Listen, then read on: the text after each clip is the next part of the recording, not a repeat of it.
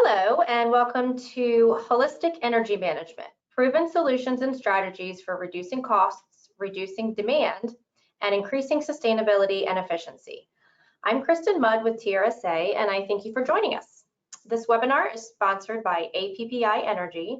Thank you to APPI Energy for your sponsorship today. The webinar will consist of an interactive panel discussion featuring 4 panelists. Dan Forgix, VP of Market Intelligence and Analytics at APPI Energy.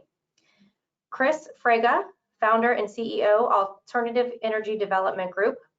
Ed Kwasnick, Director of Business Development for Arco Murray.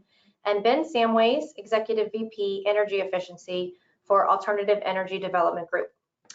Margot Madden, Vice President of Energy Solutions for APPI Energy, will be moderating the panel. If you have a question for any of the panelists at any time throughout the webinar, please type it into the question box on your screen. Margot will relay your questions to the panel as they come in throughout the webinar. I will also be helping her to kind of keep an eye on the questions, so please feel free to type them in.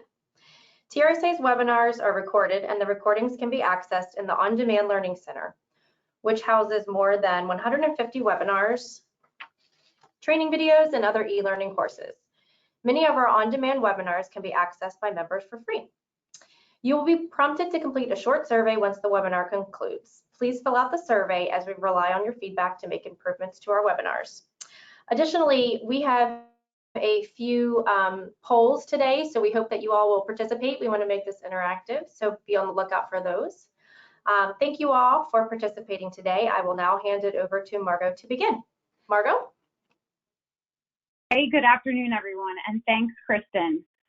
So let's just start with a little bit about who we are. We are holistic energy advisors, as Kristen mentioned. That means that we are considering energy management from all perspectives to include cost, demand reduction, forecasting, sustainability, resiliency, you name it.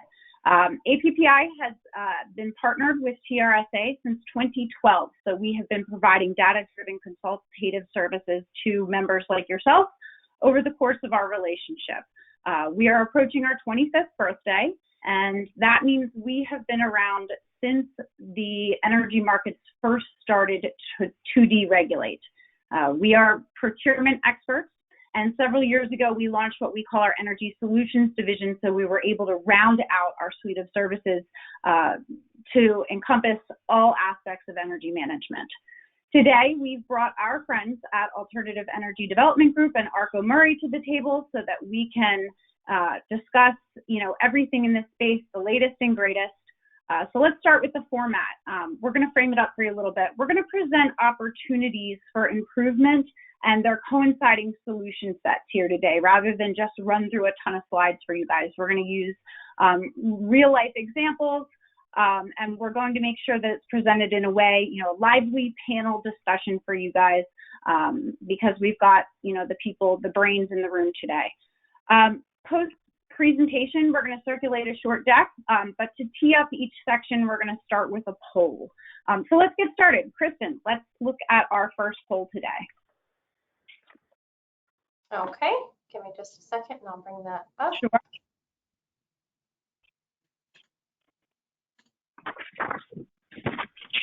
Okay, let's launch the poll. Okay, great. So guys, our first poll question today is, what is your largest energy challenge? Is it cost? Is it sustainability? Is it reliability or resiliency? Is it budget certainty? Or maybe you don't know.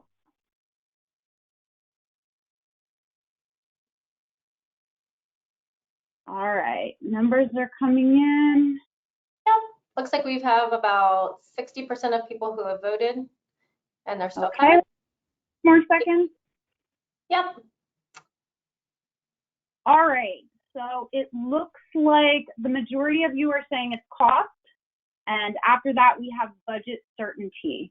So that's pretty aligned with what we thought. So why don't we hand it over to you, Dan, to start with a high-level overview of the markets and what's going on out there so we can understand some of the drivers of cost in energy.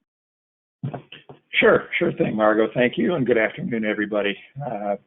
Really, if we look at the market, there's kind of a few drivers that are kind of moving prices up, and then a few drivers that are moving prices down. So, starting with what's driving, and when we talk about energy, we're talking really about electricity and natural gas. So, looking at the short term, some things that are driving costs up are the heat. The summer heat has got here a little bit early. Already in New England and down in Texas, we're seeing some alerts for possible peak days, peak demand on the system. So in the short term, we're certainly seeing the summer heat get here a little bit early, and that's having an upward impact on natural gas and by extension, electricity prices. When we look a little bit longer term, some of the drivers that are driving prices up, probably the biggest one in the country is LNG, the idea of liquefied natural gas. For those of you not familiar with that, it's basically taking natural gas out of the ground, bringing it to a very cold temperature where it turns back into a liquid. We can then put it on a tanker and send it overseas. That is in fact happening and has really made natural gas, and by extension LNG, a global commodity that really affects prices here in the U.S. To give you some idea of how much gas we're exporting, either by pipelines or by LNG, on tankers. Every day, the U.S. pulls about 90 BCF, 90 billion cubic feet per day out of the ground, 92.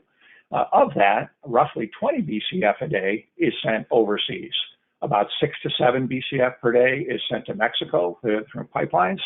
And then somewhere around, depending on any given day, 10 to 12 BCF per day is actually sent LNG as LNG overseas. As I said, kind of a global commodity really for natural gas now. This past winter, Europe and Asia had extremely cold winters, so they had a big demand, and their storage levels are at about 5-year lows. So they're looking for relatively low cost U.S. natural gas. Obviously, Economics 101 says, as there's less supply here in the States, that tends to drive prices up. So certainly exports has really been an impact, had an impact on natural gas supplies and prices. And again, we often say what happens with natural gas today will affect electricity prices tomorrow. High correlation between those two commodities. Other things driving prices up really is the economic recovery. Thankfully, we're putting the pandemic in our rearview mirror, and as economies start to open up, demand has returned, particularly when you look at year-over-year levels, which is a little misleading because obviously we all know last year was extremely low. But even if you look at where it was 2 years ago versus the 5-year average, we're seeing economic conditions improve, and demand is going up. And again, in addition to, as I mentioned earlier, the summer heat. So we've got a couple things that are putting more of a stress and more of a load being pulled through the system. The last one which ties very well into our poll there is around reliability. And because of, you may have heard what happened in February, particularly in Texas, a strong cold spell had a dramatic effect not only on energy prices in Texas, but really put a little bit of a scare factor, if you will, in the natural gas markets and nationally, and maybe some concern that maybe we got a little too fast into renewables. Maybe some, coal plants, good example, California last year decided to keep 4 natural gas plants online for reliability purposes. So a lot of coal plants have shut down. A lot of natural gas plants are under pressure. But as we know, the wind doesn't always blow and the sun doesn't always shine. So when you look at renewables, there's certainly a big push towards that, but it does potentially bring up some issues around reliability. NERC, North American Electric Reliability Corporation, released a study just a few weeks ago that of the 9 regions that make up the U.S. in terms of the grid, 4 of them have the potential for rolling blackouts or reliability problems this coming summer. Now, all 4 of those regional transportation organizations have said, no, we're good, we're ready for it. But the fact is that NERC said, they're under certain extreme heat conditions, some unplanned outages, there could be some reliability issues for this coming summer. So those are some factors that are driving the market up. but we always like to prevent a well-balanced position, and there's some things that are driving prices lower as well. Probably the biggest one, and kind of ties in nicely with our discussion here today, is around renewables. Renewables as a whole have gotten extremely more efficient in converting either the wind or the sun to electricity. So those costs have actually come down, the costs of the units themselves. So we see, kind of a good combination there of they're less expensive, but at the same time they're more efficient. So that's certainly helping to drive prices lower as well. Nationally, about 21% of the country's power will be generated by renewables this year in 2021. So easy thing to remember there, 21% in 2021. The last one I'll touch on of driving prices lower is really it goes to crude oil. Crude oil has experienced a pretty dramatic rebound. And when they drill for crude, they often get other gases, which are known as associated gases, natural gas being the biggest one. So they're drilling for crude as the price per barrel has increased into the mid 60s, maybe even close to $70 a barrel range. We see that incense additional drilling for crude, and then by extension for natural gas as well. So that helps our supplies come back into balance as well. So a couple of factors driving the market up and a couple driving the market lower as well. Margo, I'll pause there real quick in case anybody had any questions or comments on any of that. And I'll just talk a little bit about the forecast or what the government is seeing around. All right, not seeing any questions there, so I'll just leave out the Energy Information Administration, the Department of the Government, puts out a monthly, what they call the short-term energy outlook. And just the one that just came out just yesterday, they're expecting natural gas prices to average for the year about 307. Again, comparing it to a COVID year is a little dangerous, but last year for all of 2020, that's about a 50% increase of where we saw natural gas prices settle out for last year in the low $2 range. So certainly seeing an increase going forward into 2022. They're going to see it come back off a little bit. 293 is the expected range or price for natural gas, according to the government, for all of next year. So we certainly have seen natural gas move up. We should see a little bit of relief coming into next year as well. All right, we'll go ahead and jump over into just trends in sustainability. We talked a little bit about it already around renewables. Certainly the Biden administration has got a big push to make a carbon-free power generation in the U.S. In a relatively short time frame. We're also seeing states and regional organizations also adapt very aggressive renewable standards. At the state level, we often call those RPS, or Renewable Portfolio Standards. And as we see more states, but at the state level, but also at the federal level, move towards more renewable generation and ways to fight climate change, that certainly does put pressure on the prices themselves. So I mentioned before the components of the prices coming down, the efficiency is going up, but at the same time, the demand for renewable products is causing prices to increase. In some markets, we've seen as much as a 50% increase over the last 9 to 12 months. We're seeing some pressures there. Carbon offsets is certainly another one that as organizations may be forcing it down their supply chain, maybe that's around what's known as ESG, environmental, social, and governance issues. We're seeing more organizations move towards wanting to be green, or maybe to be carbon neutral. A fun fact for you all is the number one way to do carbon offsets in the U.S. is to pay tree farmers to cut less trees. That's a simple and easy way that they can increase, take advantage of less greenhouse gases in the air.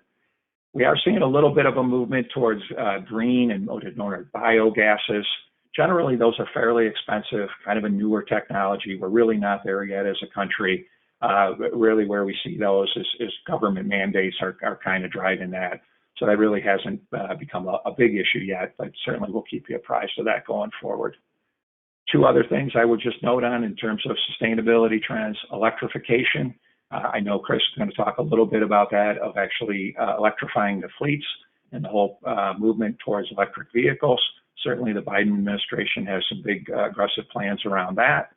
And the last thing I would just remind you, and we're going to talk a little bit about efficiencies, but remember too, regardless of what market you're in, there is the idea of utility rebates.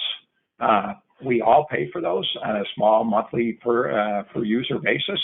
So certainly as you look at ways to make your organization more efficient, don't forget to look and talk to a qualified consultant around getting utility rebates. Make sure you're getting as much of that returned dollars to help you with those investments as well. The last little plug, Margot, I'm going to put in here is for our monthly APPI Energy Advisor. This is a free newsletter we put out to all our clients. Hopefully gives you a real good, quick snapshot of current market conditions, what's driving the market up, what's driving the market lower. So we'd be certainly happy to enroll anybody on the call for that publication as well. Comes out about once a month. Great. Thanks, Dan. Great overview. So let's get a little bit deeper into the weeds when it comes to costs and kick that conversation off with our second poll question, Kristen. All right. Okay, guys. So what component of your bill is made up of demand charges? And our responses are a lot, a little, I'm unsure, or I have no idea what demand is. And that's all right. If you don't, we will go through that.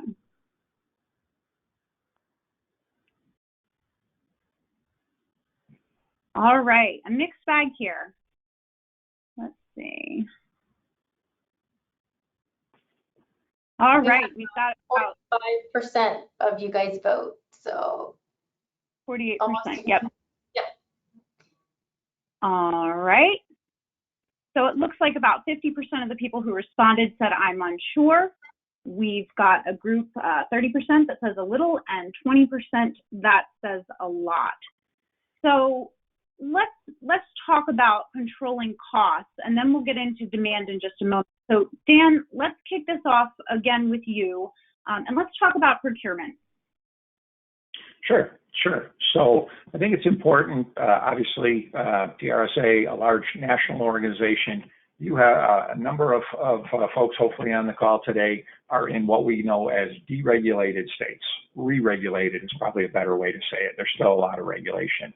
But if you kind of break the country down into two types of categories, you've got deregulated states for electricity and natural gas, or one or the other. And then you've got kind of the traditional monopoly type state. The utility is really the only game in town. Thankfully, we can help folks regardless of what state you're in. On the deregulated side, about 15 states have deregulated their electricity markets. That means you can shop for your electricity supply. Your local utility is still going to deliver it to you. If there is an outage, they're still going to come right out and get you back, get your lights back on. So the distribution and the local delivery remains regulated. We don't run wires down every street. We don't put gas pipelines down every street. But really where competition comes in is on the idea of the supply. Rather than just opening the bill and saying, well, this is what my utility charged me for the last month, you can actually take a little bit more control of it. You can secure a long-term agreement. You can have multiple suppliers compete for your business on a level playing field. So that's kind of on the deregulated side. Very similar in terms of natural gas. About 25 states have deregulated their natural gas markets. Same idea. I can have competition for the supply of the gas, but the local delivery is going to still be handled by my local distribution company, or the local utility, if you will.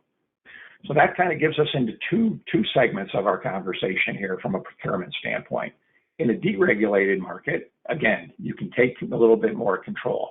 And there's a lot of procurement strategies that allow you to take on more risk or less, or to take more control over your energy spend. We won't go too far into the weeds on this, but it's really the idea of your price per kilowatt hour or your price per decatherm is generally made up of multiple components. On the gas side, pretty straightforward. You've got the gas supply and you've got the transportation, or what's known as basis. But on the electricity side, many other components make up that final. A lot of folks say, oh, I'm paying 8 cents per kilowatt hour. Well, what they may not realize is they're paying about 4 cents, and this is just random examples, about 4 cents a kilowatt hour is for the actual energy itself. Maybe 2 or 3 cents of that are for components known as capacity or as high voltage transmission, or I mentioned before, renewable portfolio standards. So it's easy to just say, oh, I'm paying 6 cents per kilowatt hour, 8 cents, 10 cents. But what you may not realize is there's multiple components that make up that price.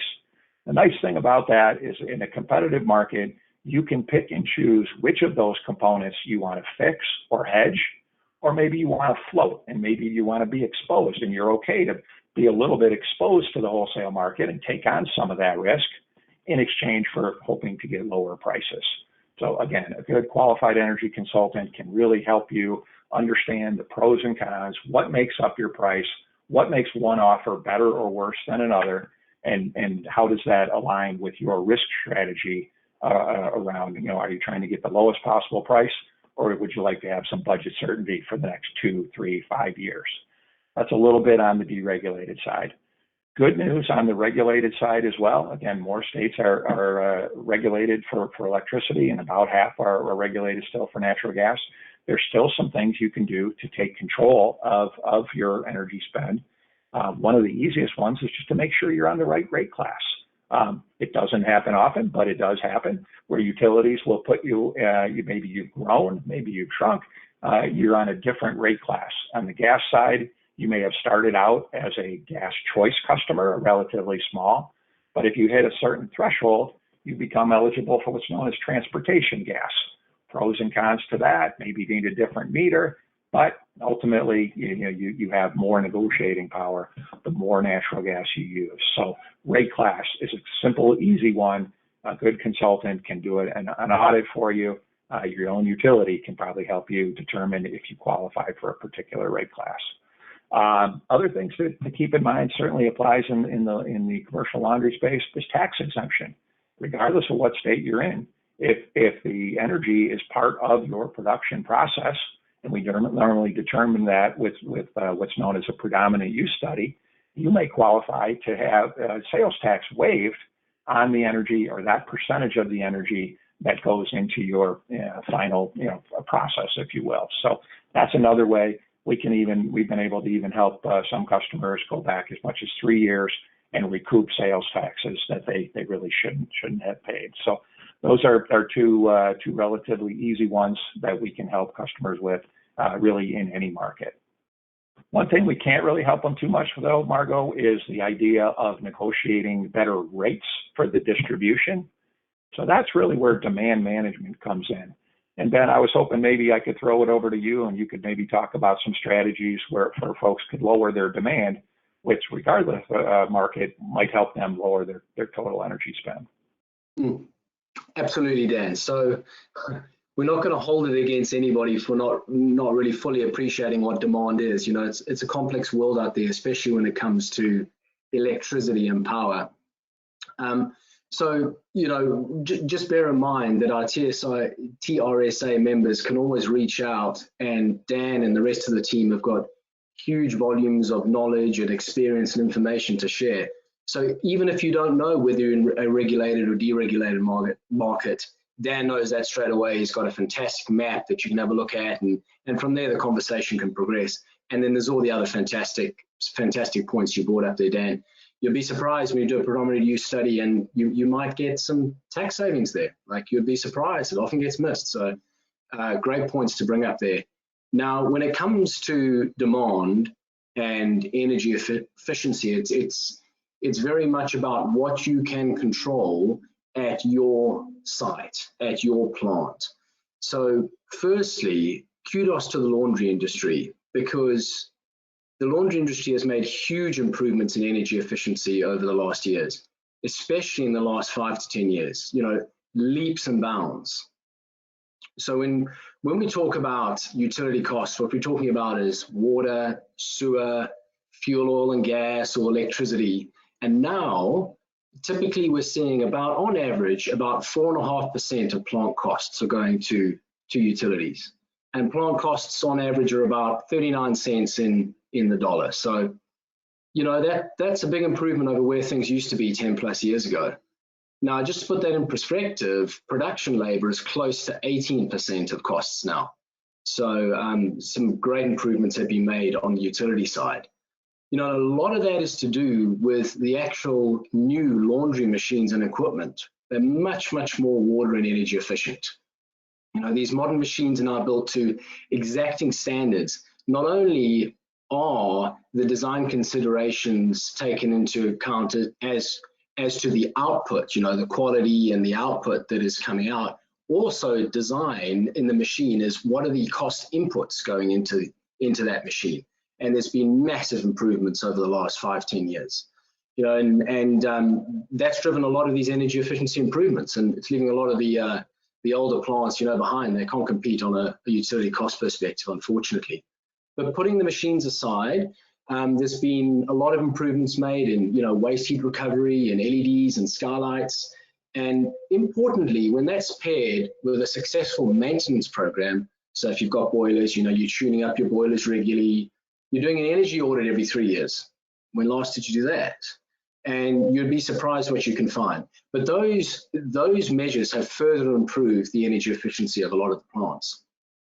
So things have come a long way. And I do encourage you to not stop there. I do encourage you to revisit your energy audits every 3 years. Think about those things. You know, I know times are busy, you've got a lot to deal with, but a few little stop and think and check, and, you know, every few years have a tune up, and you'll be surprised what you can find. So anyway, that's come a lot of the way. So if we start moving across to, you know, the next echelon of cost savings will all be around production labor and much more complex and automated machines. You know, that's sort of coming, but it's a little ways off. So we know we've done quite a bit with energy efficiency. What else can we do? What can we do in the meantime? And this is where, when we need to talk in particular about electric costs and the demand component of your electric costs. So this is an item that's typically very poorly understood. And it's not surprising, because the way that demand costs are charged are incredibly complex. You know, a lot of people say to me that it's deliberately done that way, so you can't work out why you're being charged for what you're being charged for on your electric bill. And it isn't helped by the fact that, you know, it's done thousands of different ways across the country. So there's no one easy way to interpret it. So in order to understand demand, you need to think about electrons, right? Electrons are an instantaneous form of energy. You know, it's not like a tank of gas or petrol in your car. No, electrons don't just get stored. In order to store them, you need to convert them into another form of energy, like in the case of a battery, electrochemically convert them, right? So Chris will touch on batteries with renewable generation a little bit, but you need to think about the fact that electrons' power is an instantaneous thing. So in real time, the independent system operators, which are the big transmission grids, and your local utilities are trying to balance this instantaneously. And then what they're also trying to do is have enough poles and wire in the ground to make sure when everybody turns everything on at the same time, or it's you know, really, really hot down south or whatever it might be, that there's enough power to cater for that. So the balancing and the poles and wires are the cost items that drive the demand component of your bill. Right, so one thing to understand is that a utility will always make a return, whether they be, you know, re-regulated, deregulated. When they put capital in the ground, they do work, there's a regulated return they make on it, and they also recover all their costs for the other items we mentioned, like balancing the grid, etc. And our members are the ones that are paying for that return. So it pays, and it is worthwhile understanding your power bill. So you need to step back, and this is where we can help you, and actually ask yourself your question: do you understand the components of your electric bill? What is the demand? You know, what's making that up? And you would be absolutely shocked in some cases. So this nice colorful graph that Margot's put up here was put up by PGE on the West Coast in 2018 at one of the regulatory meetings. And this is showing you in colors across the time you know, from 1 in the morning to 24 hours across the course of the day, what is the effective cost per kilowatt hour or megawatt hour? That is like taking all these other costs we've been talking about and boiling that down to like 8 cents per kilowatt hour, 10 cents, whatever it might be. And if you look at the bottom of the graph there, and you, what is that, turquoise color, the energy or so? Look, it's the wee little one going along the bottom of the graph, right? And you look, there's this huge peak in 2019, you know, around 6 o'clock in the evening. Then you go to 2024, there's an even bigger peak and it's even more accentuated. So if you are in PGE territory, you are being charged not just for the little 8 cents per kilowatt hours or whatever it might be down the bottom in turquoise, the yellows, the reds, the browns, and those are the demand components on your bills. You know, Dan touched on distribution, transmission, you know, capacity. Look at those big slugs over there. So that is an example of why you need to understand your utility bills and what the demand component makes up on it. And hell, it's complicated stuff. So let's talk about that a little bit. So when, you know, energy efficiency has come a long way with the machines, there's been other improvements made, but typically energy efficiency focuses a lot on the duration, the per hour cost savings, you know, the kilowatt hour type savings. But it doesn't always grab all the demand savings. So when you understand your demand profile appropriately, the next thing to do is to ask an expert, which we can help you with, to pull the interval data across time. And what that tells you is at any point in time, like every 15 minutes, at any point in time throughout the whole year, what is your demand at that point in time? And you'll be very surprised when you look at a profile like that, what you see and you find. I mean, one of the obvious things is, you know, what's happening at this particular time? Oh, you know, we happen to be turning everything on. Everybody turns up. We turn all the machines on at the same time, all the ventilation, everything, crank it all up, bam. You know, away we go. You know, maybe that's it. You know, I think, Ed, didn't you told, I'm sure you told me an example you had where there was some, this just, yeah, you just reminded me about this the other day, right? That there was, somebody was flummoxed by why the utility costs were so high, something like that? Yeah, I'll jump in and give you a little explanation from my days when I was an engineer on the operator side. So I worked for a uniform company, and in that company in Griffin, Georgia, we had washer extractors, large washer extractors, about 600-pound capacity, and we had 7 of them. And the way that facility had what would be typical, you know, your typical electrical charge, but their demand charge was 3 to 4 times higher than the rest of the facilities. And again, to your point, you know, demand is instantaneous. It's a point where you're drawing maximum electricity through some process, right? And we had to figure that out. And at some point during the day, they were drawing more electricity instantaneously than any other plants within the company. And we couldn't figure out why, but it was driving the electrical bill out the roof. I mean, it was a considerable difference between that facility and other similar facilities. So I went down to Griffin, Georgia, sat down with them and looked at how they were operating. And like many facilities, they'd come in the morning and they'd start up their boiler, and then they would start up their air compressor and, you know, kind of get everything going. And that wasn't really the issue. So in that facility, for those who are listening right now and watching, this was a uniform facility, and they did quite a bit of dust control. So they had a lot of mats. Mats are a very heavy item, and you're usually loading those to 120% capacity.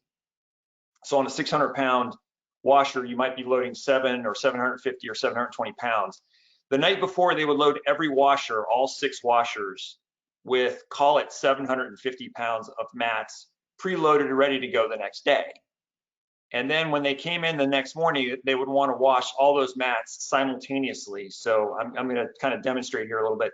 So they would literally go right down the line and say on for all those machines. So they were all pretty much on the same wash cycle at that point. And then what would happen is they would all go into extract.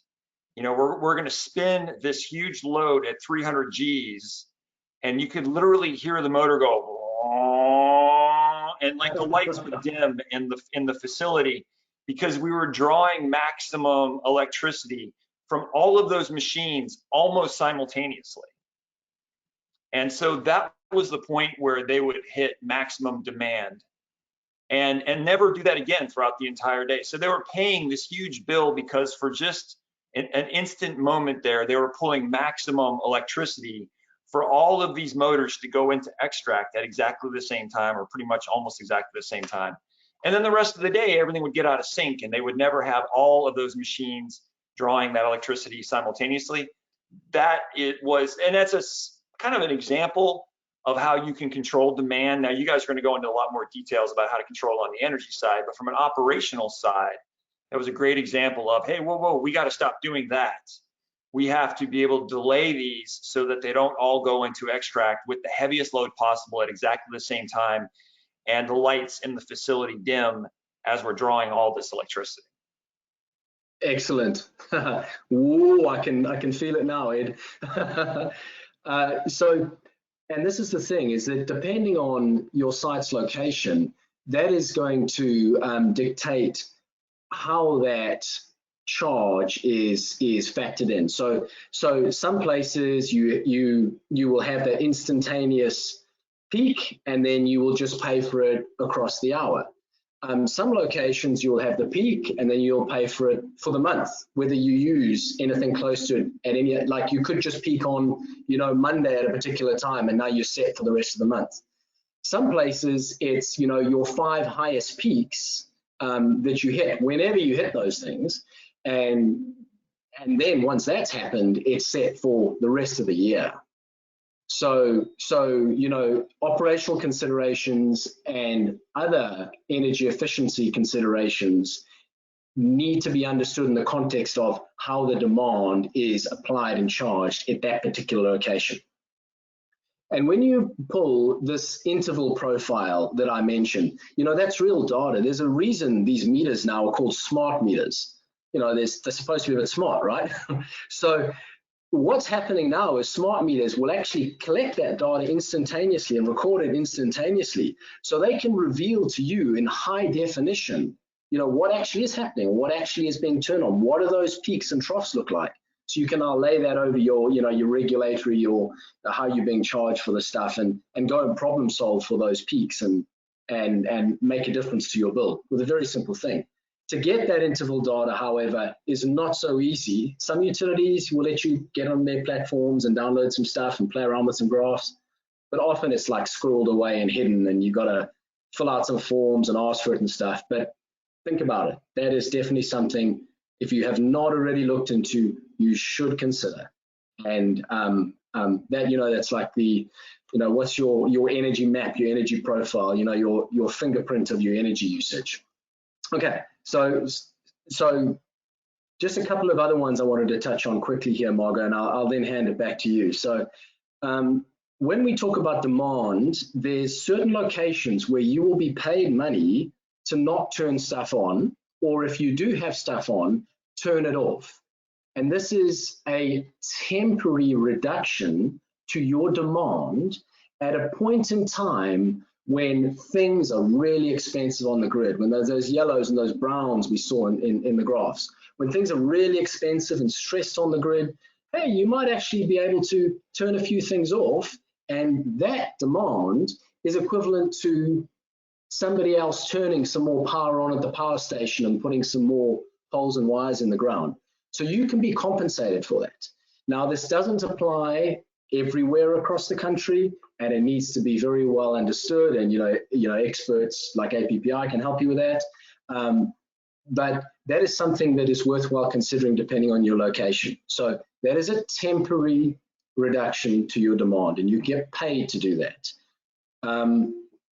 Temporary. Now, from a permanent demand reduction side, if we put energy efficiency aside, the only other way to make a permanent demand reduction, if you're not actually physically changing light bulbs and stuff and turning them off, is that you actually need to offset the power that you're using at that point in time.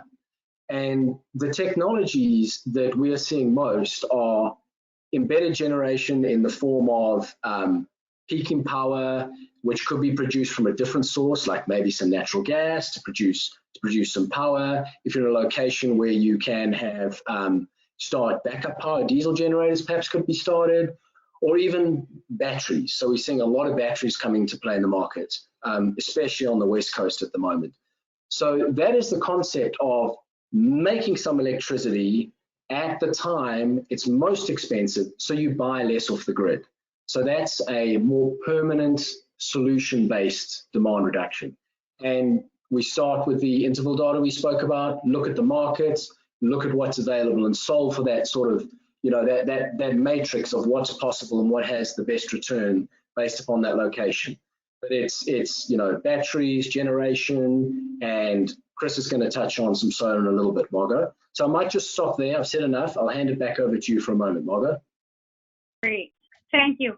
One thing I think is a good time to mention that we have really good options for the multi-state, multi-location operators to be able to see that utility bill, all of your utility bills in one place at one time through an electronic system. So Dan, I don't know how into it you want to get, but we have a client that is using that utility bill management, a laundry, and they basically get all of their bills uploaded into this system. They can monitor and track what they're paying, their usage across their utilities, and that's been an integral component of their ability to see what's going on and to manage those things at a more granular level. Yeah, Margot, I won't really add too much more than that as a good description of it, but really this idea of benchmarking. How can I compare one facility, one location to another? As example was, hey, a lot of these look fairly similar, but only when you dig into it and you really see, oh, they're doing something different. Oh, they're in a, whatever that is. Until you get your hands around the data, and for the particular solution you're referring to, Margot, it's an online portal.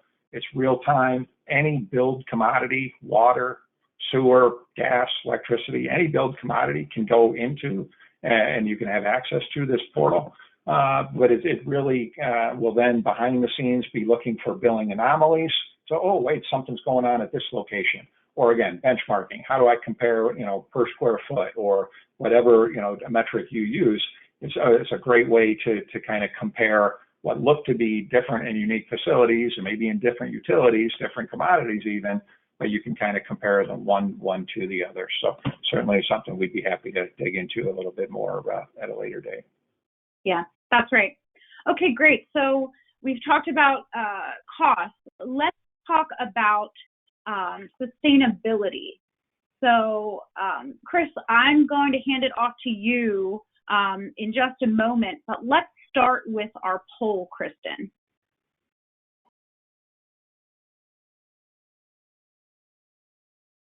All right, great. So our poll question is, have you thought about putting sustainability goals or metrics in place for your organization? And our first response is, yep, been there, done that. Yep, we don't know how to get there. Time to think about it, or we aren't considering.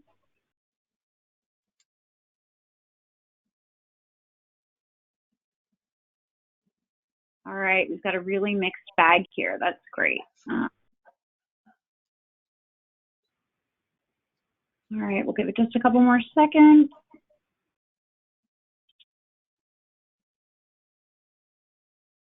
Okay, let's see. Our number one response, with 35% of the group saying, yes, we've considered, but we don't know how to get there. Our next most popular answer is been there, done that. That's fantastic to hear. And then coming in at 18% for both of the responses of it's time to think about it and we aren't considering. So Chris, why don't you get us kicked off and talk about the strategic? Yeah, absolutely. Thanks, Margot, and to all the other panelists, and thanks to all the participants today. So I'm Chris Frege, founder and CEO of Alternative Energy Development Group, and we think about sustainability for our clients every single day. Here's the good news, linking this topic to previous topics that have been discussed by the panelists. Sustainability, maybe a decade ago, was pursued by early adopters, and they felt it was the right thing to do. The good news today, with adoption of sustainability, ESG goals, carbon reduction goals, greenhouse gas emission goals, is it's good business. So it's the great news is it's good business to be sustainable. And what I mean by that is sustainability can equal cost savings and better profits for your business while being great stewards of the environment. So that's really good news. And keep that in mind, it's not one or the other. So to state the obvious, for those of you that have already started down this journey, and for those that are trying to figure out how to get there, it really all starts with a strategic plan. And the strategic plan doesn't have to be a mystical, too complicated, but it really is a couple things: defining your sustainability goals. What are the objectives that you'd like to achieve? Setting some really tangible metrics to know how and if and when you're hitting those goals, and then putting in a program and keeping score, right? The old adage, you cannot manage what you cannot measure. So if there's one big takeaway from the sustainability standpoint and putting in place a program, it's to put in place a program, have quantitative goals, have qualitative goals, sure, but quantitative goals to keep score are just super, super important. And so, you know, it's our honor as business leaders and owners and operators to look out for our environment and mitigate climate issues. And the thing is, at this point, you as employees, you as executives, your customers, your investors, they're all engaged in this topic. They're watching, they're invested in it, they care about it. And so, you know, making sure that your sustainability goals align with your company mission and values are really important. It's meant to be authentic. It's meant to be transparent. It's meant to be an extension of who you are and what you do as a business to serve clients, right? So it's really, really important to kind of link those. And so, and listen, it's perfectly fine if some of the impetus for sustainability is not coming purely from a cost savings perspective. Perhaps it is an internal goal to be stewards of the environment and keep score. Perhaps it's a regulatory issue. You could be in a county, a city, a state that is driving certain mandates, but for potential fines or other measures that you have to comply with. And then the other one that's really becoming prevalent is maybe it's your customer value chain that's driving the adoption. You know, we've got a great example of a client, and this client was kind of on the visionary path back in 2013, who was serving Walmarts across the United States. And they made a decision in the Mid-Atlantic to implement rooftop solar at that time at about a break even with just a little bit of hedging, long-term cost impact budgeting, to go green with solar generated energy on premise. But it was really driven to help Walmart achieve some of their supplier greenhouse gas reduction initiatives, right? So again, the goals could be coming from a number of different factors. It's okay. It's probably a couple of them. Maybe it's all four. And this is the time, you know, that we're in. We talked about really. Yeah. Before we go on, we got a question that came in that I think is related right now. Sure. Sure. Says, what is the definition of sustainability, and isn't it just efficiency of energy use? Yeah, it's a really good question. So typically when folks are setting a goal for sustainability, they're looking at a time-based metric that may be something like, we want to achieve a double-digit, let's fill in the blanks, a 30% reduction of our greenhouse gas emissions as a company. We want to achieve a 40% reduction in our CO2 footprint. We want to achieve a 15% reduction in our electrical consumption and demand, right? That's what sustainability really is. It's thinking about how do you do the output of your business from a product and service standpoint to delight customers and serve customers, but being much more efficient, cost effective, and stewards of the environment at the same time. That's how we define it. Great question. And so, you know, look, we start with a plan, and then you have to get down to very discrete programs that are accretive to that plan. But Ben has already touched on energy efficiency. We're not going to go back over that again, but it's an absolute no-brainer. Short version of that: the cheapest, most sustainable kilowatt hour you ever use is the one that you never had to use, right? So reduce. Renewable energy versus brown power procurement. Dan touched a bit on that earlier. There are procurement strategies, Dan, you might want to get into for a minute about energy or RECs or a combination. And so you've got options as it relates to procurement strategies. And then I'll pick the ball back up, Dan, and talk a little bit about on-premise strategies. Great, Chris. Yeah, well, probably one of the simplest, easiest ways to go green, if you will, is the use of RECs, renewable energy certificates. It's important to remember that doesn't necessarily, Chris is going to talk about, solar on the roof or a purchase agreement with a wind farm. This is not the idea that those electrons necessarily flow to your laundry. It's just the idea of capturing those environmental attributes that are represented by some renewable energy being put on the grid somewhere. So again, that doesn't mean you got solar on the roof. Doesn't mean that you're taking the output from a local wind farm, but it's the idea that somewhere on the grid, someone is putting renewable energy. You can rest assured that it is what's known as Green certified. That's basically a third party goes in and says, hey, we can only count that once. If it's coming from this wind farm, we can't, for this particular customer, we can't sell it somewhere else and double count it. So it's called Green certified. This can apply in any deregulated or regulated market. Oftentimes, local utilities will have what they call a voluntary green program. That's fine. That's another option. They tend to be a little more expensive. But if you're just looking to, hey, as Chris and Ben both mentioned, for whatever reason, we want to green up our power supply a little bit, RECs is a quick and easy way to do it, regardless of what market you're in. And again, it's even so much from a marketing standpoint, depending on how much power you use, you can even become an EPA green partner so that you market it. And we see a lot of that in different industries where they're actually using that as a part of their marketing to, hey, we're social, environmentally conscious, we're doing our part. This facility is 50% green powered, 100%, whatever that might be. So RECs is a quick and easy way to do that, Chris. Yeah, perfect, Dan, spot on. And Margot, before I finish some of my comments on-premise solar storage, and then we're going to get into electrification of the fleet, I do want to just be mindful for all of you that we're going to stop at about 5 minutes before the end to have Q&A. Correct, Margot?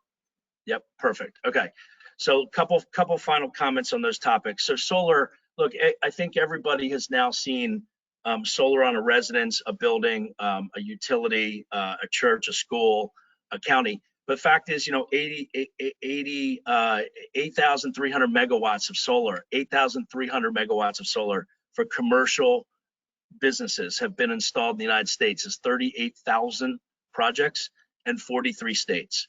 It's not if, it's when will you. Basically, there's different economics by state. There's different rules by state. There's different incentives by state. And so it is behind the scenes, it's not just a simple, we want to do it or not, but you can look at rooftop, you can look at parking canopy, you can look at land-based, and when implemented correctly, it's typically saving clients between 20 and in some states, up to 70% of your energy costs. And that could be both supply and or demand, okay? Margot, again, to be respectful of time, let me jump into the last topic. I'll make 2 minutes of comments and then turn it back to you. Electrification of your fleet. This is one that, look, we're energy geeks. We're in this business every single day. And it is not only is it coming, it's underway. According to Bloomberg New Energy Finance, the transportation sector now emits more greenhouse gas than any other sector, including power emissions. It's a big target. By the end of 2020, last year, 1% of vans and trucks, that's light, medium, heavyweight vehicles, were EV. 1%, that's 1 million units. And across all sectors, there was 11 million units. What is driving this phenomena? The money, cost savings, right? Short story, lithium-ion batteries have gone down in cost about 90% over the last decade, making savings from an EV vehicle more accretive. Second, regulatory mandates. Third, sustainability goals. And maybe it's an image, coolness, or hipness factor for your business. The point is here that, as we've talked about all along, energy EV electrification done in a silo could generate tremendous results. It could also generate unintended consequences. What would then one of them be? How about the demand part of your bill that Ben talked about earlier? What if you're actually unintendedly saving 50% on the maintenance costs, the fueling costs of your fleet that's now electrified, but what if you're increasing the demand side of your bill and making up all that savings, right? Point is, put it together as part of a program, analyze it holistically with experts, and it really can come out to be a winner. FedEx has announced major conversions. PG&E has announced major conversions of hundreds to thousands of vehicles in their fleet. And so it is here, it is growing at double digit, and it's an opportunity with a couple things to watch for when you do it. With that, I'm going to turn it back to you, Margot. Okay, great. Well, guys, thank you so much. I know we're bumping up against our hour here. So panelists, thank you. I think what we'll do is we'll jump over to some Q&A. We've got a couple good ones in here. So one of the questions is, are those savings, Chris, on solar, are they net or are they based on the subsidies that are given? The answer is yes and yes. So when we look at net savings on solar, like any energy technology, we look at what are the federal tax incentives that are involved, that's investment tax credit and depreciation. What are the offset electricity costs, both the supply, kilowatt hour, and the demand? And then are there any other incentives that are able to be monetized in your state or utility, like renewable energy credits that you can either mint and retire, or you can mint those credits and sell. So it's all of those. Great. We have one here that I think we answered in part, at least. It says, would having your own power source be a viable option to investigate? So we touched on solar. Are there any other on-site generation options that we want to talk about or mention today? Ben, do you want to take that one? Yeah, sure, Chris. Of course, Margot. I mean, understanding your profile and your usage, etc., then pairing generation to go with that, absolutely. So it could be continuous generation in the form of some sort of combined heat and power system, as long as you can use the thermal. It might be very simple in the fact that you've got some capacity there in the form of a gas power generator, and you just turn it on at the peaks and bring your whole demand component of your bill down.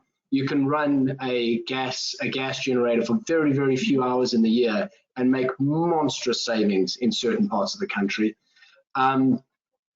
And then, of course, Chris, I mean, we didn't really dive into batteries, but I mean, the whole tariff arbitrage, you know, batteries are real-time pricing their set points, etc. There's savings there too, right?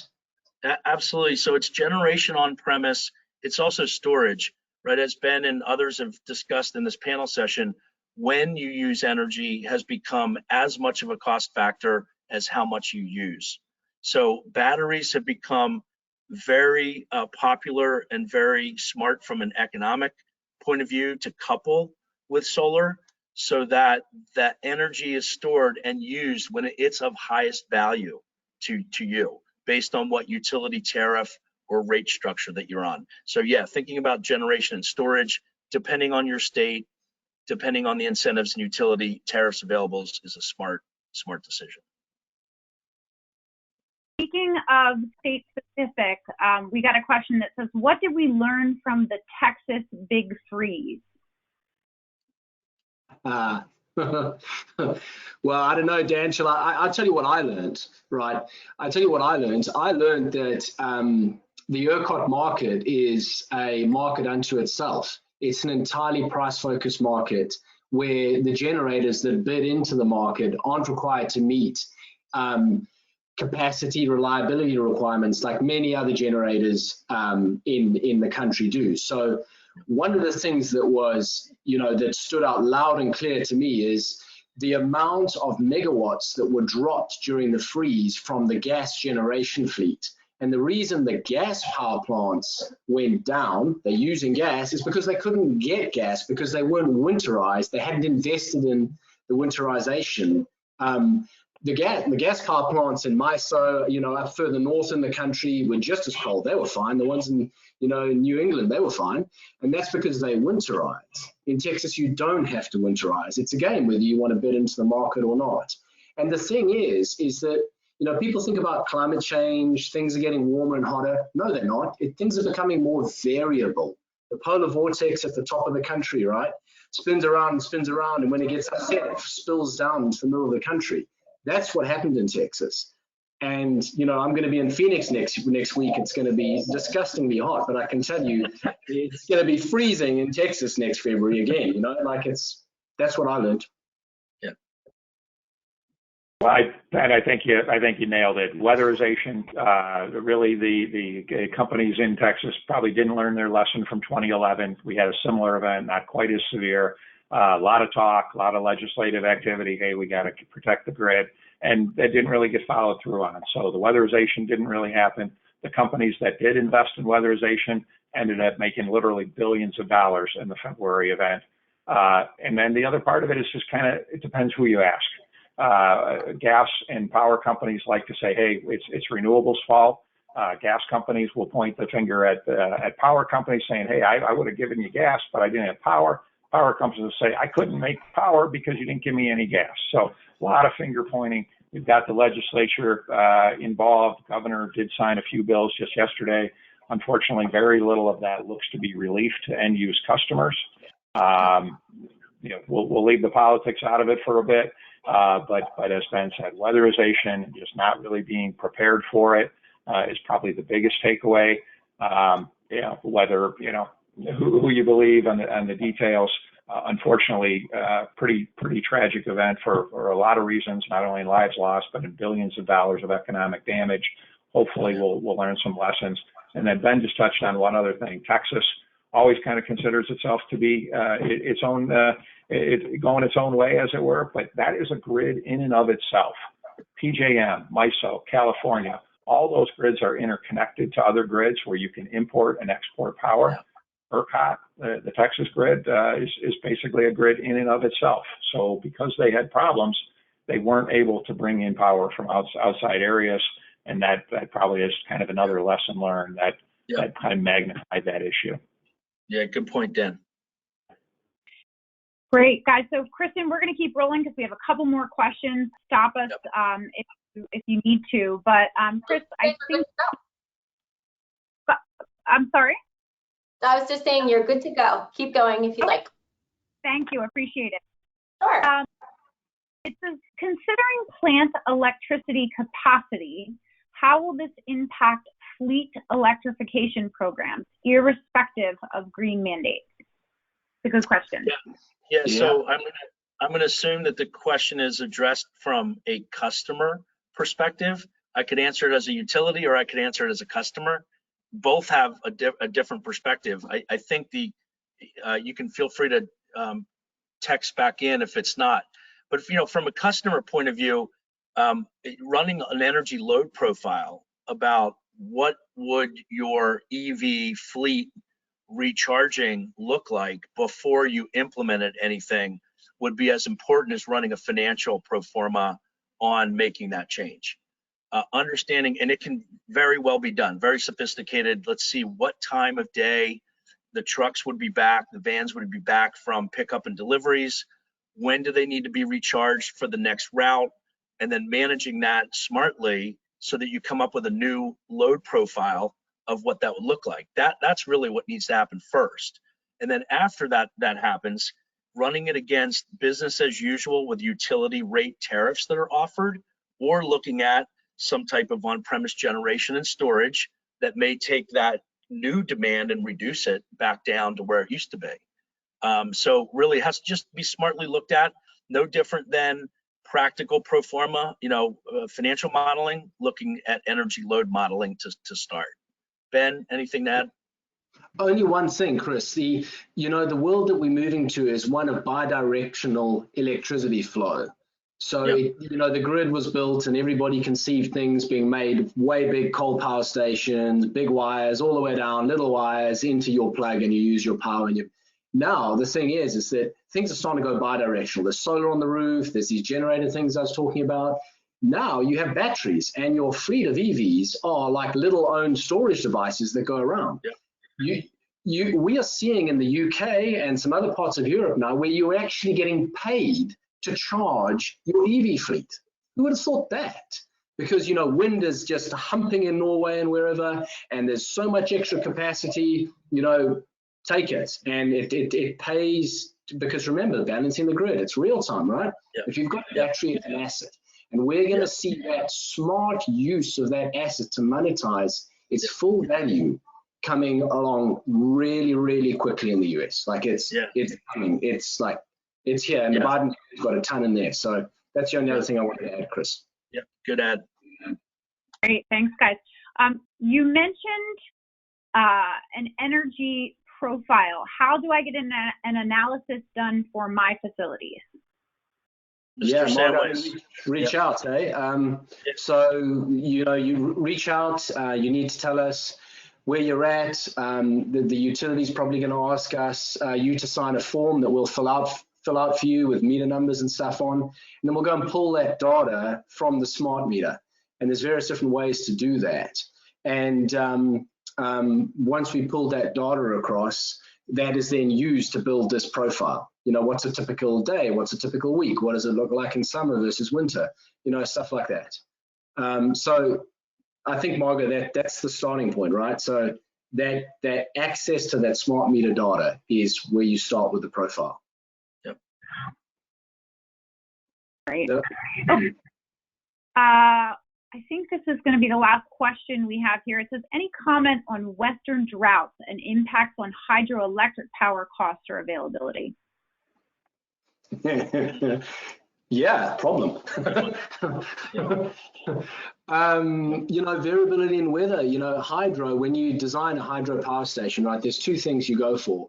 There's the capacity factor, and this is when you design them, right? You design for the capacity factor and you design for the flow. So when you size a hydro power station, you typically size it for like 50, 60 odd % of what its available capacity that it can actually do. Okay, so most of the time there's going to be there's going to be a certain amount of flow on average, because it's regulated by, you know, the water rights to the river system, which is it's a FERC regulated thing, right?